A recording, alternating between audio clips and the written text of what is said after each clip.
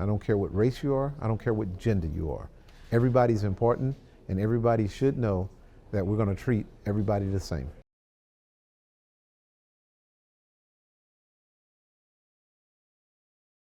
Chief, welcome to Dallas. We're happy to have you here. I'm going to jump right in because I know we have a limited amount of time. The City of Dallas is under a mandate from the HERO amendments to hire and maintain 900 more officers. Are you going to be able to meet that requirement? And if so, how?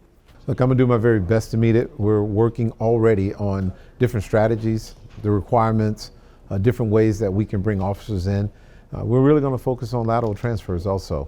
There's some other officers from other departments that want to be a part of the Dallas Police Department, and we're going to open up that door.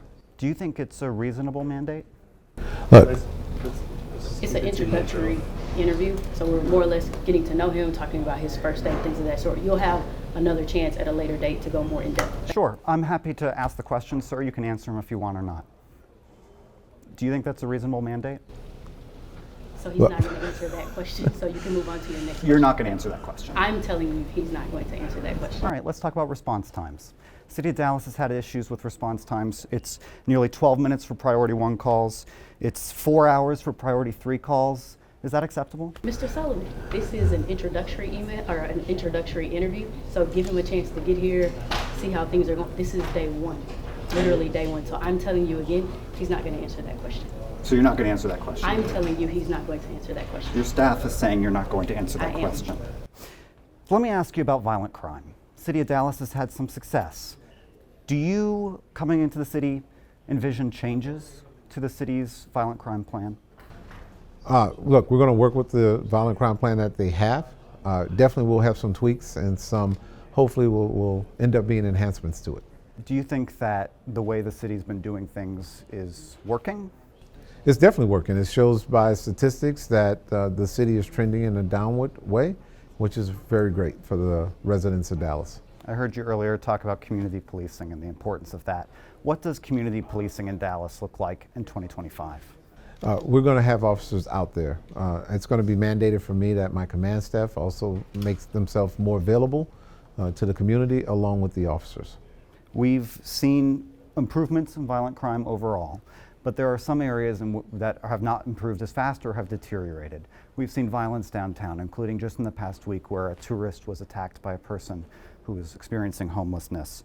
What are the challenges when you address violent crime in a major urban area? Look, it's day 1. I'm going to wrap my head around it, and we're going to do everything to keep all the residents safe. Can we talk about the command staff? Do you think that you'll be making changes to your staff over your time here? Look, it's very possible. However, if everyone's doing their job at a high level, then I will not make any changes. But if there's changes to be made, I will make those changes.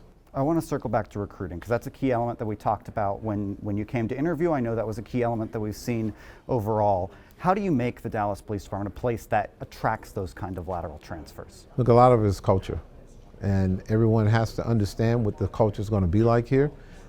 We're going to become one, and once everybody realizes that this department is one, I think it will attract more. What does that culture of one look like? What do you think shows that? Look, it's going to be one where we're going to take care of each other, and we're going to take care of the residents, and we're going to work together.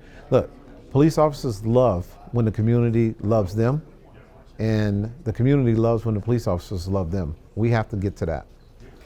I just have 2 more questions for you because I know we're running out of time. One of them is this. What do you think the bottom line for folks in Dallas who are looking at a new chief coming in should be?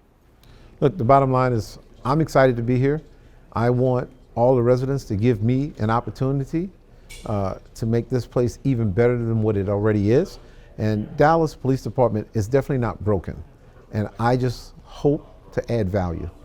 One question, and your staff told me you wouldn't answer this, but I'm going to ask it anyway because it's important for people in the community to understand. When we talk about the immigration issue, that's something that a lot of people are concerned about. When you talk about community trusting the police, what do you think the bridge that needs to be built, and specifically with communities of color in Dallas is? So like I said, he won't be answering questions about immigration. What do you expect? How do you look to reach out to communities that don't trust police? Look, we're going to treat everybody fairly. Everybody is important. I don't care what race you are. I don't care what gender you are. Everybody's important, and everybody should know that we're going to treat everybody the same. Sir, thank you for your time. I apologize if we've asked some questions you were hoping not to answer, but that's our job, so I appreciate you.